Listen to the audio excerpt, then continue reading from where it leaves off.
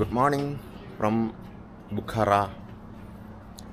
അങ്ങനെ യാത്ര തുടങ്ങിയിട്ട് 6-ാം ദിവസവും ഉസ്ബെക്കിസ്ഥാനിലെ 3-ാം ദിവസമാണ്. ബുഖാറയിലെ ഗുലി ഹോട്ടലിലാണുള്ളത്. ഇതൊരു ഹെറിറ്റേജ് ഹോട്ടലാണ്, ബൊട്ടിക് ഹോട്ടലാണ്. അപ്പോൾ ഇവിടുന്ന് രാവിലെ റൂമൊക്കെ വെക്കേറ്റ് ചെയ്ത് ഞങ്ങളിന്ന് സമർഖണ്ഡിലേക്ക് തിരിച്ചു പോവുകയാണ്. അപ്പോൾ സമർഖണ്ഡിൽ ബാക്കിയുള്ള കാഴ്ചകൾ കാണാനുണ്ട്. അപ്പോൾ ഇന്ന് സമർഖണ്ഡിലേക്ക് തിരിച്ചു പോകും. ഇന്നലെ സമർഖണ്ഡിൽ അത്ര പോലൊരു തണുപ്പ് ഇവിടെ ഫീൽ ചെയ്യുന്നില്ല, എന്നാലും തണുപ്പ് തന്നെയാണ്. ഇതാണ് ഞങ്ങൾ താമസിച്ച ഹോട്ടൽ ഗുളി.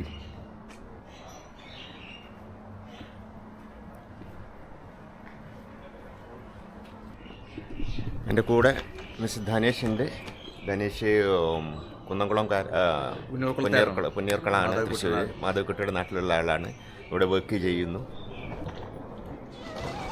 ഇവിടെ പാർക്ക് ചെയ്തിട്ടിരിക്കുന്ന കുറച്ച് വണ്ടികളാണ്, ഭയങ്കര ഹെറിറ്റേജ് മോഡൽ വണ്ടികളൊക്കെയാണ് ഇവിടെ ഇങ്ങനെ പാർക്ക് ചെയ്ത് വെച്ചിട്ടുണ്ട്.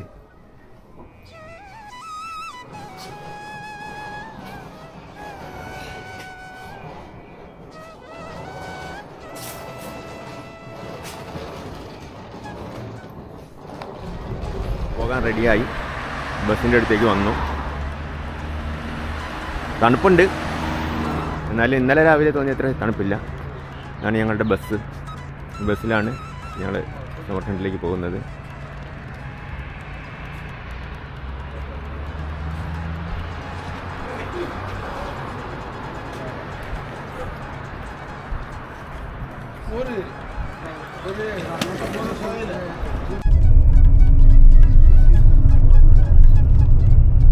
നമ്മൾ ബുഖാരയിൽ നിന്ന് സമർഖണ്ഡിലേക്കുള്ള തിരിച്ചുള്ള യാത്രയിലാണ്. ഇന്ന് സമർഖണ്ഡിൽ 2-3 പ്രധാന പരിപാടികളാണ് പ്ലാൻ ചെയ്തത്. ഇതാണ് ഇവിടുത്തെ പെട്രോൾ പമ്പ്, പ്രോപ്പാൻ എന്നാണ് പറയുക. ഗ്യാസ് സ്റ്റേഷനും പെട്രോളും എല്ലാം കൂടെ ഒന്നിച്ചുള്ളത്. ഇവിടുത്തെ പോലീസിൻ്റെ വെഹിക്കിളാണിത്. ഇതിൻ്റെ ഏതോ ട്രെയിൻ സ്റ്റേഷനോ ബസ് സ്റ്റേഷനോ ഏതാണ്. വോക്കൻഡ് ഡെക്കോൺ ബസോരി.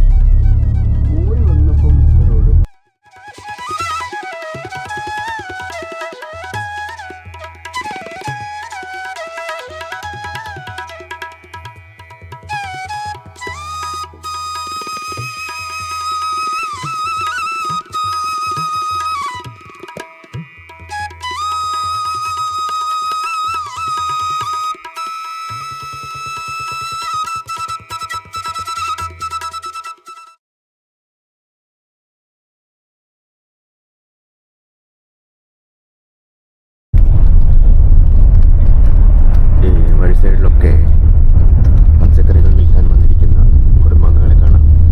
മധുരക്കിഴങ്ങും ഉരുളക്കിഴങ്ങും ഒക്കെ തന്നെ വെച്ച് വിൽക്കുന്ന ആൾക്കാരെ ഇഷ്ടംപോലെ കാണാൻ പറ്റും.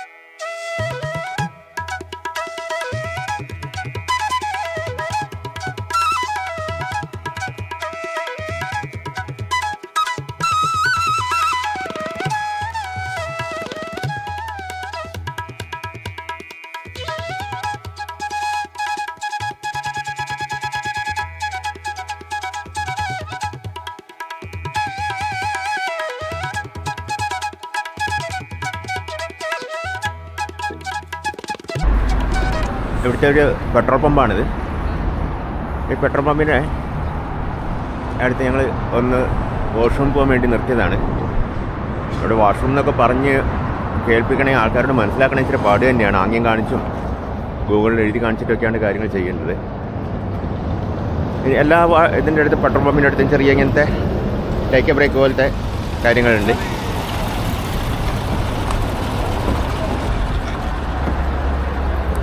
ആൾക്കാർ ഭയങ്കര ഫ്രണ്ട്ലിയാണ്. നമ്മൾ വീഡിയോ ഒക്കെ എടുക്കുന്നത് കണ്ടിട്ടുണ്ടെങ്കിൽ അവർ കൈവക്കി കാണിച്ച് ഹായ് പറഞ്ഞ് ഭയങ്കര ഫ്രണ്ട്ലി ആയിട്ടാണ് ആൾക്കാർ സംസാരിക്കുക.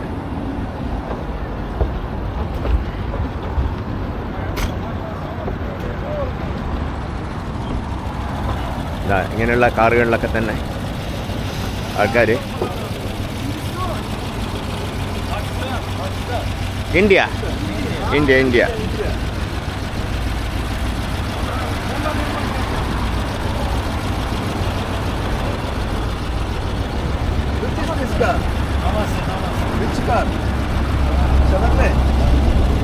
ഷെവർലയുടെ പഴയ മോഡൽ വണ്ടിയിലാണ്. അതിനൊരു ടൈലറും കൂടെ വെച്ച് അതിനകത്ത് കന്നാലികളെ കൊണ്ടുപോവാണ്.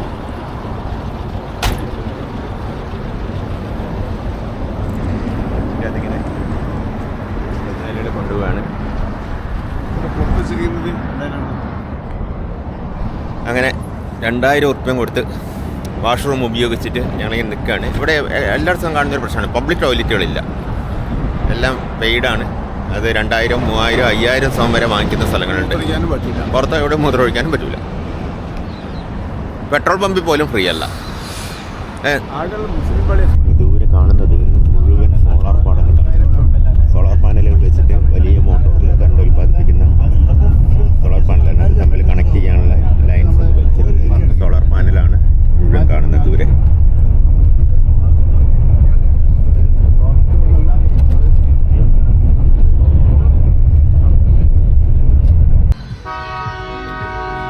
ഇവിടെ കൃഷിസ്ഥലം വൃത്തിയാക്കാണ് ആൾക്കാരുടെ. ഒരു കഴിക്കൊരു ചായ കഴിക്കാൻ വേണ്ടി നിർത്തിയതാണ്. ഇനി ഇവിടുന്ന് ഒരു 160 കിലോമീറ്റർ ഉണ്ട് സമർഖണ്ഡിലേക്ക്.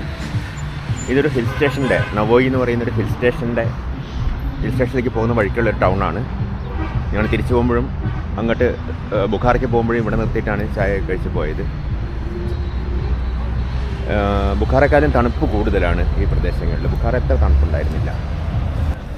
ഇത് പൊട്ടറ്റോ എന്നാണ് പറയുന്നത്. ഇത് സ്പിനാച്ച്, ലിവറാണ് ഇതിൻ്റെ ഉള്ളിലുള്ളത്. ഇവിടുന്ന് തന്നെ ഇങ്ങനെ നല്ല ചുട്ടെടുക്കുകയാണ്. Meet potato.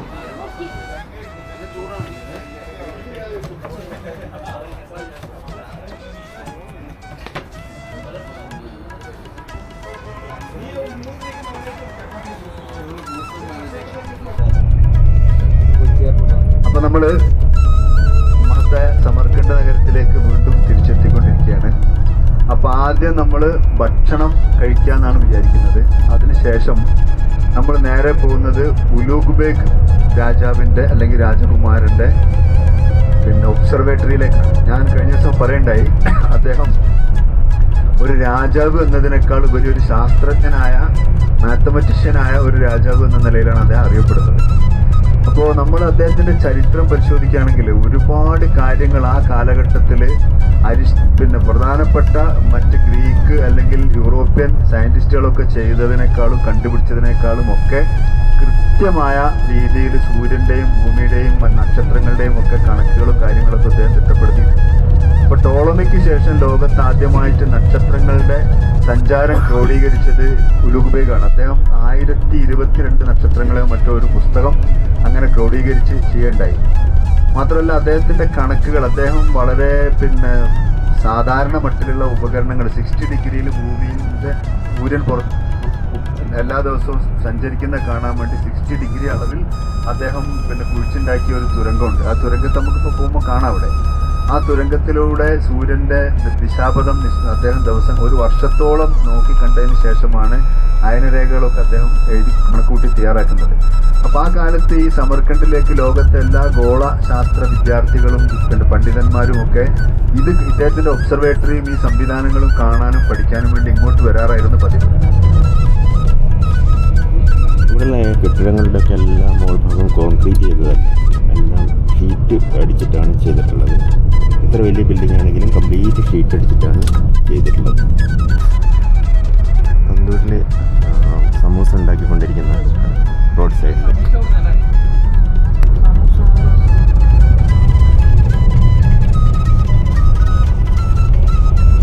വീണ്ടും സമർഖണ്ഡ് ടൗണിലെത്തി. ഏകദേശം രാവിലെ മുതൽ 400 കിലോമീറ്റർ സഞ്ചരിച്ചിട്ടാണ് നമ്മൾ സമർഖണ്ഡിൽ തിരിച്ചെത്തിയത്.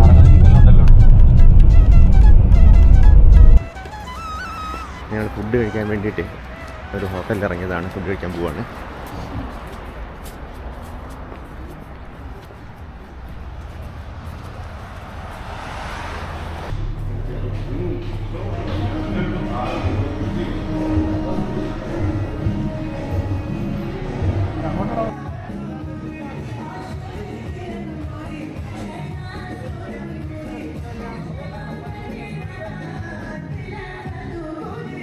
ഞങ്ങളെന്തായാലും ഭക്ഷണം കഴിക്കാൻ നിർത്തിയ ഹോട്ടലിൽ വലിയ ഡാൻസും പാട്ടുമൊക്കെയായി വലിയ ആഘോഷമായിരുന്നു. ഞങ്ങളുടെ കൂടെയുള്ളവരും ഈ ഡാൻസ് സംഘത്തിൻ്റെ കൂടെ ചേർന്ന് ഡാൻസും പാട്ടുമൊക്കെയായി ആഘോഷപൂർവ്വമായിരുന്നു ഇന്നത്തെ ലഞ്ച് ഉണ്ടായിരുന്നത്.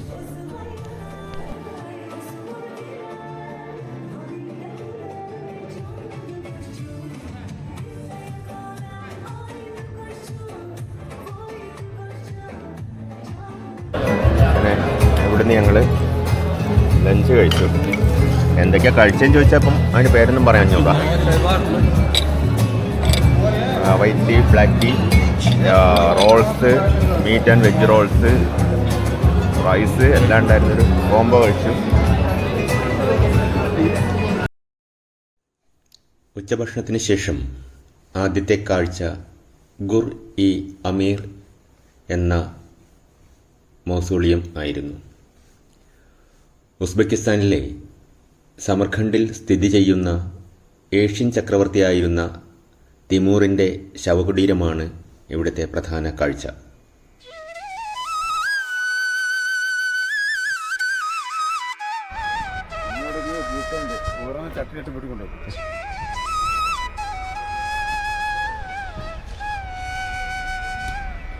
എന്ത് രസമാണെന്നറിയാം ഇവിടുത്തെ ഇത് കീപ്പ് ചെയ്തിരിക്കുന്ന ഫ്ലവേഴ്സിനൊക്കെ ഉള്ളൊരു കളർ എന്ന് പറയുന്നത്. ആ ഗ്രീനും റെഡും എല്ലാം കൂടെ നിൽക്കുന്ന ഒരു കോൺട്രാസ്റ്റ് എന്ന് പറയുന്നത് ഭയങ്കര രസമാണ് കാണാൻ വേണ്ടിയിട്ട്. നല്ല ഗ്രീനറിയാണ് ഫുള്ള്.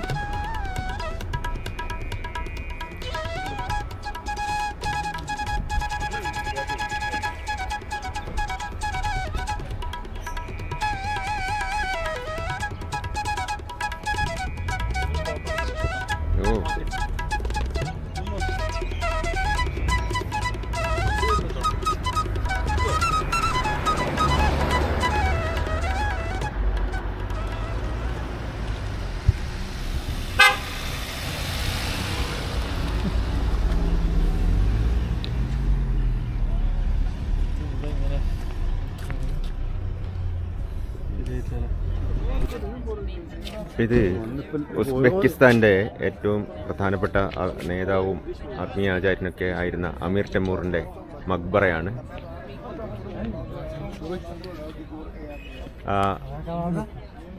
അതാണ് മുന്നിൽ കാണുന്നത്. വളരെ മനോഹരമായിട്ടാണ് ഇവിടെ സെറ്റ് ചെയ്തിരിക്കുന്നത്.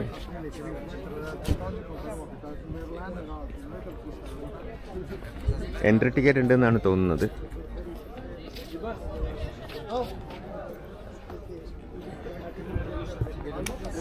അല്ലേ, എൻട്രി ടിക്കറ്റ് ഉണ്ടെന്നു.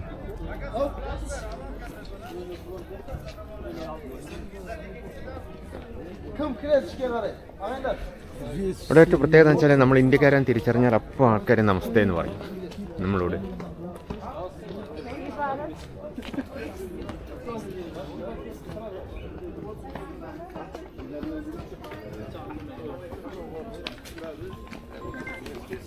ടിക്കറ്റ് ഉണ്ട്. കാസ ടിക്കറ്റ് ഓഫീസ് തന്നെ. കാസ മീൻസ് ക്യാഷ് എന്നുള്ളതാണെന്ന് തോന്നുന്നു.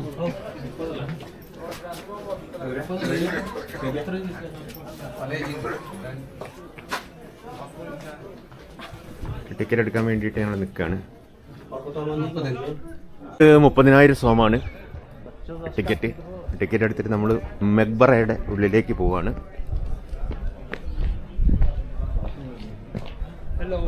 Hello, Good morning. Good morning. Where are you from? India. India. Namaste. Welcome.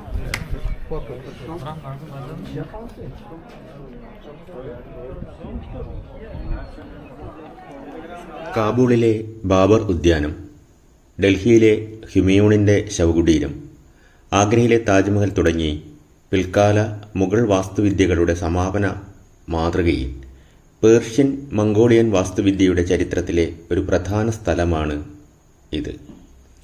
Persian മംഗോള വാസ്തുവിദ്യയുടെ ചരിത്രത്തിൽ ഈ ശവകുടീരം ഒരു പ്രധാന ഇടവും ഒരു പൂർവ്വഗാമിയുമാണ്. എന്തെന്നാൽ കാബൂളിലെ ബാബർ ഉദ്യാനം, ദില്ലിയിലെ ഹുമയൂണിൻ്റെ ശവകുടീരം, ആഗ്രയിലെ താജ്മഹൽ എന്നിവ ഉൾപ്പെടെയുള്ള പിൽക്കാലത്ത് നിർമ്മിക്കപ്പെട്ട മഹത്തായ മുഗൾ വാസ്തുവിദ്യാ ശവകുടീരങ്ങളുടെ ശില്പികൾ തിമൂറിൻ്റെ പേർഷ്യൻ വംശജരായ പിൻഗാമികളും ഉത്തരേന്ത്യയുടെ ഭരണാധികാരികളായിരുന്ന മുഗൾ രാജവംശവുമായിരുന്നു.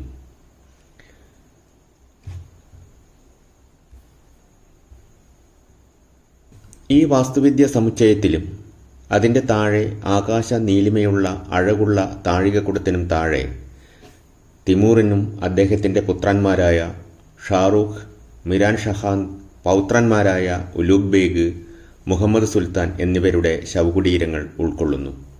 അതോടൊപ്പം തിമൂറിൻ്റെ അധ്യാപകനായിരുന്ന സയ്യിദ് ബരക്കയ്ക്കും ശവകുടീരത്തിൽ പ്രധാനമായ സ്ഥാനം നൽകിയിട്ടുണ്ട്. മോഡൽ ഇവിടെ വെച്ചിട്ടുണ്ട്, മിനിയേച്ചർ അവിടെ വെച്ചിട്ടുണ്ട്.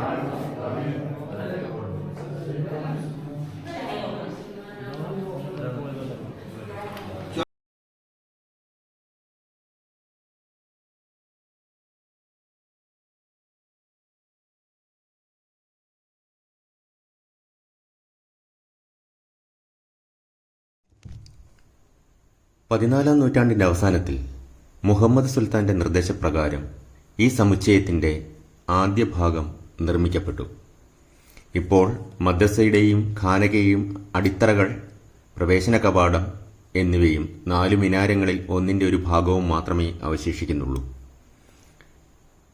ശവകുടീര നിർമ്മാണം ആരംഭിച്ചത് 1403 മുഹമ്മദ് സുൽത്താൻ്റെ ആകസ്മിക മരണസമയത്ത് തിമൂറിൻ്റെ അനന്തരാവകാശിയും അദ്ദേഹത്തിൻ്റെ പ്രിയപ്പെട്ട കൊച്ചുമകനുമായിരുന്നയാളുമാണ്. തിമൂർ അദ്ദേഹത്തിൻ്റെ അക്സരായ് കൊട്ടാരത്തിന് സമീപമുള്ള ഷഹ്രിസാബാസിൽ ഒരു ചെറിയ ശവകുടീരം നേരത്തെ നിർമ്മിച്ചിരുന്നു. എന്നിരുന്നാലും 1405 ചൈനയിലേക്കുള്ള സൈനിക പര്യടനത്തിനിടെ തിമൂർ മരണമടയുകയും ഷഹ്രിസാബ്സിലേക്കുള്ള വഴികൾ മഞ്ഞ് വീണ് അടഞ്ഞതിനാലും അദ്ദേഹത്തിൻ്റെ മൃതദേഹം ഇവിടെ അടക്കം ചെയ്യുകയായിരുന്നു. തിമൂറിൻ്റെ മറ്റൊരു പൗത്രനായിരുന്ന ഉലൂഗ് ബേഗ് ഈ ശവകുടീരത്തിൻ്റെ പണി പൂർത്തിയാക്കി. അദ്ദേഹത്തിൻ്റെ ഭരണകാലത്ത് ഈ ശവകുടീരം തിമൂർ സാമ്രാജ്യത്തിൻ്റെ കുടുംബ ശവകുടീരമായി മാറുകയുണ്ടായി.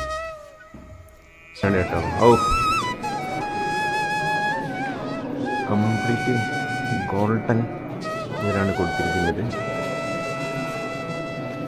എവിടെയാണ് ഖബറും കാര്യങ്ങളൊക്കെ എന്ന് തോന്നുന്നു.500斤不错，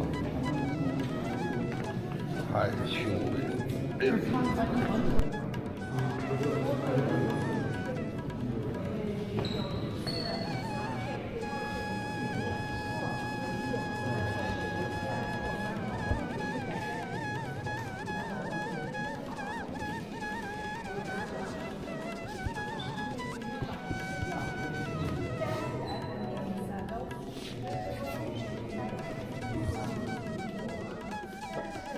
അമീർ തൈമൂറിൻ്റെയും അദ്ദേഹത്തിൻ്റെ തന്നെ മക്ബറയാണ് ഇതിനകത്ത് കൊടുത്തിട്ടുള്ളത്. എല്ലാവരും വിവരിച്ചു കൊടുക്കുന്നൊക്കെയുണ്ട്.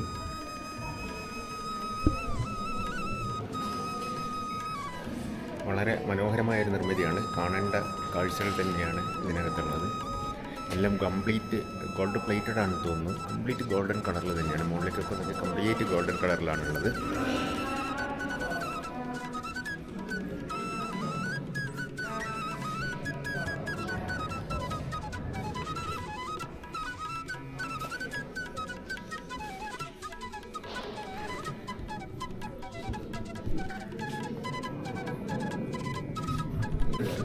കംപ്ലീറ്റ് അറബി സൂക്തങ്ങളൊക്കെയാണ് എഴുതി വെച്ചിരിക്കുന്നത്. ഗോൾഡ് പ്ലേറ്റഡിലായിട്ട് എഴുതി വെച്ചിരിക്കുകയാണ്.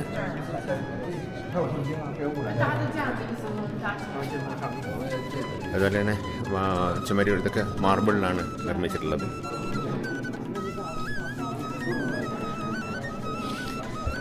എന്തായാലും കാണേണ്ട കാഴ്ചയാണ്, മുതലായൊരു കാഴ്ച തന്നെയാണ്, സംഭവം തന്നെയാണ്.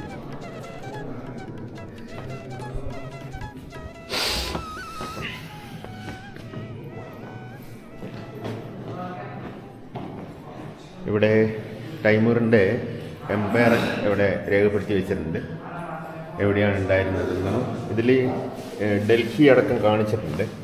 ഡൽഹി 1398 കാൺപൂരിൽ ഡൽഹി ഹിന്ദുസ്ഥാൻ എന്നാണ് എഴുതിയിരിക്കുന്നത് ഇതിനകത്ത്.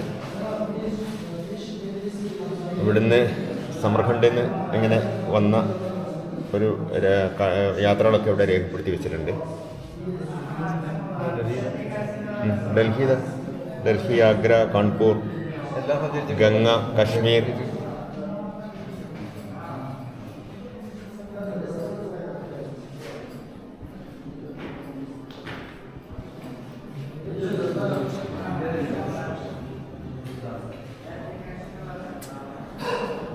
ഇവിടെ ഈ രാജവംശ പരമ്പരയുടെ പിന്തുടർച്ചക്കാരെയൊക്കെ തന്നെ രേഖപ്പെടുത്തി വെച്ചിട്ടുണ്ട്. മുഹമ്മദ് ജഹാംഗീർ, മുഹമ്മദ് സുൽത്താൻ മീർ മുഹമ്മദ് ജഹാംഗീറാണ്.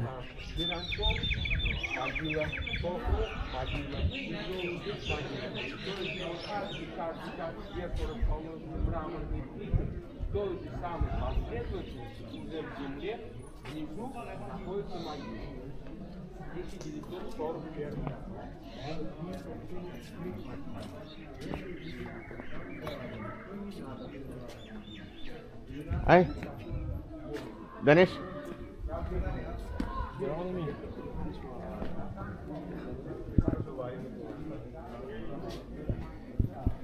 ഇതൊരു അണ്ടർഗ്രൗണ്ട് ആണ്. ഇപ്പം ഷോപ്പിംഗ് മാൾസ് ആണെന്ന് തന്നെ തോന്നുന്നത്. ഇറങ്ങി നോക്കാം.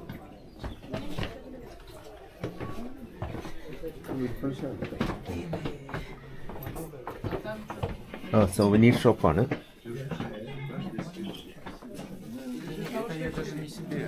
Mister, look here.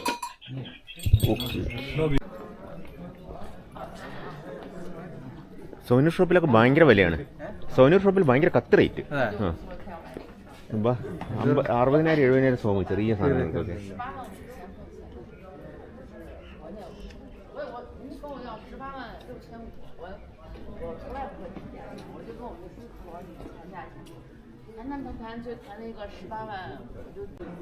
ഇത് തിമൂറിൻ്റെ പാലസിലെ സ്റ്റോൺ ആണെന്നാണ് പറഞ്ഞിരിക്കുന്നത്. അതിവിടെ വെച്ചിരിക്കുകയാണ്. പാലസ് സ്റ്റോണിൽ വെച്ചിട്ടുണ്ട്. അന്ന് തിമൂറിൻ്റെ പാലസിൽ ഉപയോഗിച്ചിരിക്കുന്ന പാത്രങ്ങളും അതേപോലെ സാധനങ്ങളൊക്കെയാണ് ഇവിടെ എക്സിബിറ്റ് ചെയ്തിട്ടുള്ളത്.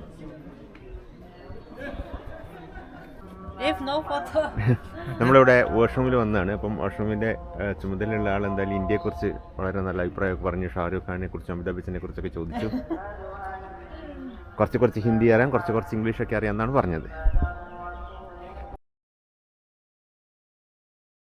തിമൂറിൻ്റെ മൗസോലിയമൊക്കെ കണ്ട് ഞങ്ങൾ യാത്ര തുടരുകയാണ്. അടുത്തത് ഏറ്റവും പ്രധാനപ്പെട്ട ഒരു കാഴ്ചയിലേക്കാണ് പോകുന്നത്. കാരണം ഉലുഗ് ബേഗ് നിർമ്മിച്ച ഒബ്സർവേറ്ററി കാണുന്നതിന് വേണ്ടിയിട്ടാണ് പോകുന്നത്. ഒബ്സർവേറ്ററിയും ഷാഹി സിന്ധയും ഉൾപ്പെടെയുള്ള കാഴ്ചകൾ നമുക്ക് അടുത്ത വീഡിയോയിൽ കാണാം. എല്ലാവർക്കും നമസ്കാരം.